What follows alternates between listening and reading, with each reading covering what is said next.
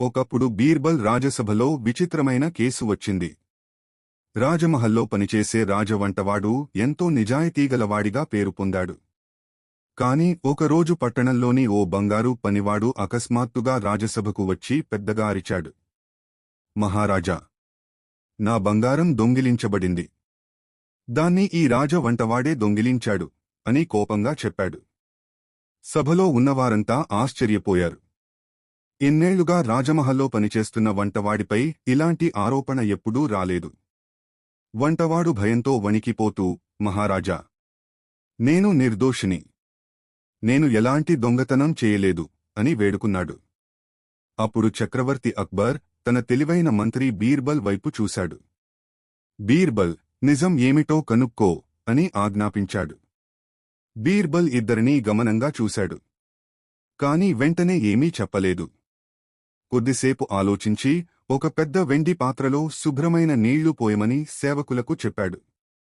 మీ ఇద్దరూ మీ చేతులను ఈ నీళ్లలో ముంచి బయటకు తీయండి అని అన్నాడు. బంగారు పనివాడు మరియు వంటవాడు ఇద్దరూ అలాగే చేశారు. సభలో ఉన్నవారికి ఇది ఎందుకు చేస్తున్నాడో అర్థం కాలేదు. చేతులు నీళ్లలో ముంచితే దొంగ ఎవరో ఎలా తెలుస్తుంది అని అందరూ మనసులో అనుకున్నారు. బీర్బల్ మాత్రం చాలా శ్రద్ధగా వారి చేతులను పరిశీలించాడు. చేతుల వేళ్లు, గీతలు, చర్మపు మడతలు అన్నీ జాగ్రత్తగా చూశాడు. కొద్దిసేపటి తరువాత బీర్బల్ చిరునవ్వుతో నిలబడి, మహారాజా, నిజమైన దొంగ ఈ బంగారు పనివాడే. ఇతడు అబద్ధం చెబుతున్నాడు అని ధైర్యంగా అన్నాడు. సభ ఒక్కసారిగా నిశ్శబ్దమైంది. అక్బర్ ఆశ్చర్యంగా అడిగాడు, అది ఎలా చెప్పగలిగావు బీర్బల్?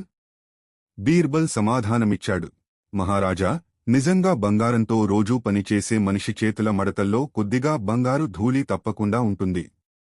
అది పూర్తిగా తొలగిపోవడం చాలా కష్టం.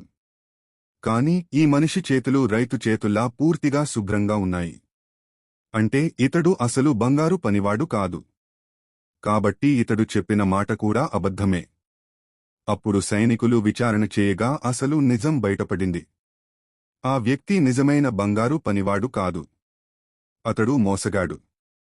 రాజమహల్లో పనిచేసే అమాయక వంటవాడిని తప్పుగా ఇరికించి డబ్బు సంపాదించాలని ప్రయత్నించాడు. వంటవాడు కన్నీళ్లతో బీర్బల్కు నమస్కరించాడు. మీ తెలివి లేకపోతే నా జీవితం నాశనమైపోయేది అని కృతజ్ఞతతో అన్నాడు.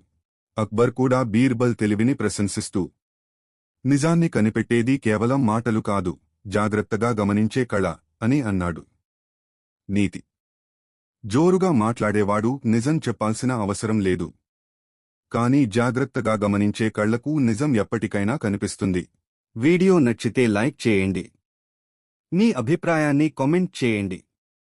మరిన్ని తెలుగు నీతి కథల కోసం సబ్స్క్రైబ్ చేయండి.